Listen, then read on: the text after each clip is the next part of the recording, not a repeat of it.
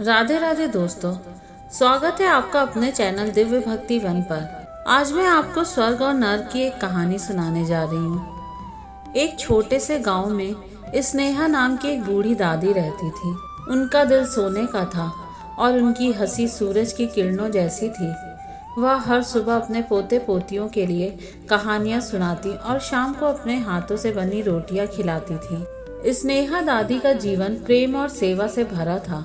उन्होंने कभी किसी को दुख नहीं पहुंचाया, हमेशा दूसरों की मदद की। गांव का हर व्यक्ति उन्हें प्यार करता था। वे कहते थे, दादी स्नेहा का होना ही स्वर्ग है। लेकिन एक दिन नियति को कुछ और ही मंजूर था। स्नेहा दादी शांति से सो गई और फिर कभी नहीं उठी। गांव में मातम छा गया। सिया अपनी दादी को बहुत याद कर रही थी। उसकी आंखें सूजी हुई थी। स्नेहा दादी ने अपनी आंखें खोली और खुद को एक अद्भुत शांत जगह पर पाया। वहां ना कोई दुख था, ना कोई शोर। एक दिव्य प्रकाश चारों ओर फैला था। तभी एक सुंदर प्रकाशमय आकृति उनके सामने प्रकट हुई। स्वागत है स्नेहा, उस आकृति ने मधुर स्वर में कहा। मैं दिव्या हूँ और मैं तुम्हें वह मार्ग दिखाऊंगी जहाँ हर आत्मा को जाना होता है। तुम्हें स्वर्ग और नर्क दोनों दिखाए जाएंगे। दिव्या ने स्नेहा दादी को एक दर्पण के सामने खड़ा किया। यह स्वर्ग है, दिव्या ने कहा।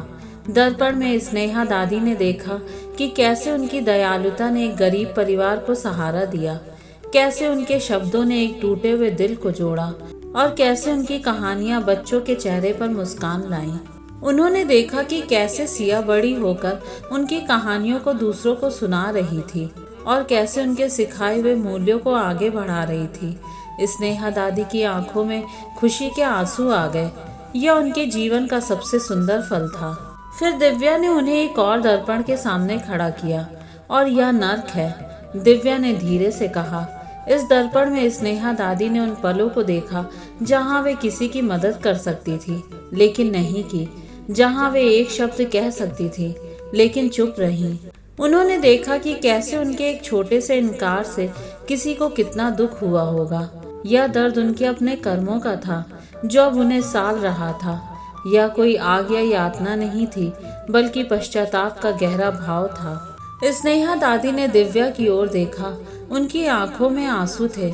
मैंने समझा, उन्होंने कहा, स्वर्ग और नरक कहीं और नहीं बल्कि हमारे कर्मों के फल में है।